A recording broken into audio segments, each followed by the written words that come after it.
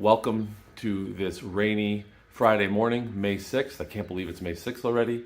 I wanted to talk about some stats. Since we're in early May, we finished the first 4 months of the year. I wanted to just kind of catch you up on some statistics. So comparing April of this year to April of last year, market-wide statistics from the entire MLS, okay? If you look at the total number of units that have actually closed, sold, we are down about 16% versus April of 2021.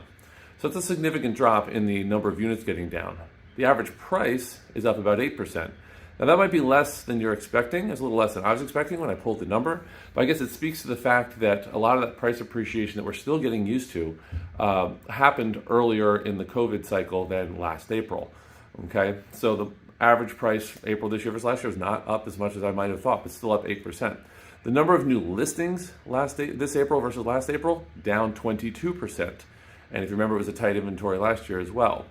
But if you factor all that in, the price is up, volume down, the total amount of business, total sales volume, total dollars of real estate transacted market-wide is only down about 7%. So that's not a big drop, especially considering that last year was an amazing year, a record year, market-wide, industry-wide, around the world. So down 7% from that is not a terrible number. Now, I went and dug a little deeper, and if you compare April of 2022 versus April of 2019, which is really our last quote-unquote normal April, right? We had, April, we just talked about 2021, April 2020, that was the shutdown, so it's not really worth even comparing against. But if you compare against April 2019, the number of closed units is actually up 2.65%. Okay, so more business getting done than in that normal year. More units getting done, right? The average price is up nearly 30%. Okay, 30% appreciation in a market that there's more units getting done in. So you think about all of that. The total market sales volume, the total dollars being transacted in April of this year versus April of 2019 is up almost 40%. Okay, in this April versus April 2019 is down about 30%. Okay. So that's probably the biggest difference. Prices are up and listing inventory is down.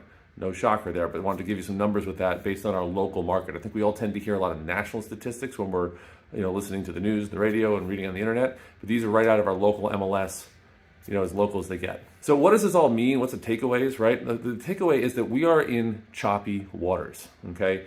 This is a tough market. We all know that. The market changed rapidly when COVID shut down. The market changed rapidly again a few months later when the market opened up and got red hot. Okay, somewhere around Thanksgiving of last year, it's Christmas, whatever, someone slammed on the brake pedal and this market changed rapidly again. And we're now in another new normal or whatever you want to call it, where this year we have this tight inventory we're fighting through. But the good news is that business is getting done. I mean, mortgage rates have risen at record paces. Inflation is rampant. Stock markets all over the map, mostly down. War in Ukraine, massive inventory shortage, right? All these major changes going on in our market basically since the end of last year, Thanksgiving, Christmas, holiday season, end of last year versus now. That's when all these changes have really taken place. Seriously choppy waters that we're in, okay? Zooming out a bit nationally, when you read some of the national news about real estate industry news, all the experts are still predicting that this year is going to be a good year, okay? We may not sell quite as many homes as we sold last year, but again, last year was a record. The price appreciation might not be quite as aggressive as it was last year, but it's probably still going to appreciate some, or at least maintain the value, maintain the appreciation it's already had. No one's predicting that prices are going to drop anytime soon, even with the pressure that interest rates are putting on things, okay? So we're still looking at nationally like this is going to be a good year. And our local statistics bear that out, that so far, our market's doing all right. It's a tough market to operate in, there's no doubt about that, but the market is doing okay from a total amount of business getting transacted. So in times like these, it's important to focus and stay focused and focus on the things that you can control. You can't control everything. You can't control interest rates. You can't control Ukraine. You can't control mortgage rates. You don't have any control over that. You can control what you do every day, what you stay focused on, what you work at, okay? If you're working with buyers, actually one idea that I wanted to throw out there that I've heard a few agents suggest is go back to what used to be a practice, a more common practice years ago, and ask to present the offer that you're, from your buyer, present that offer to the seller in person, okay? That's kind of an older practice, But in this market where you're up against 20, 30, 40 other offers, okay, you need to draw attention to your offer. No one's going to represent your client as well as you do. No one's going to present your offer as positively as you will, okay? And we all know that we're sometimes competing against offers from those listing agents. And most of them, I think, probably do the right thing most of the time, but we all know that doesn't necessarily happen perfectly all the time.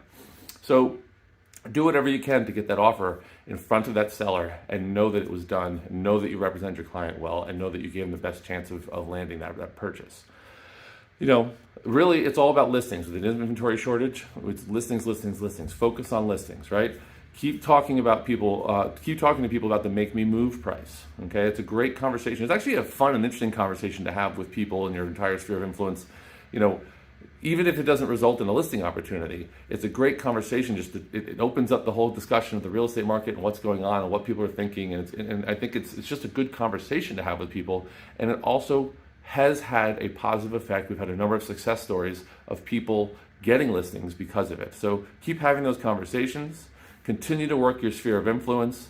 Continue practicing the Ninja 9 every day. If you don't know what the Ninja 9 is, if you haven't been through Ninja training, talk to your manager. I'm sure they'll help present that to you.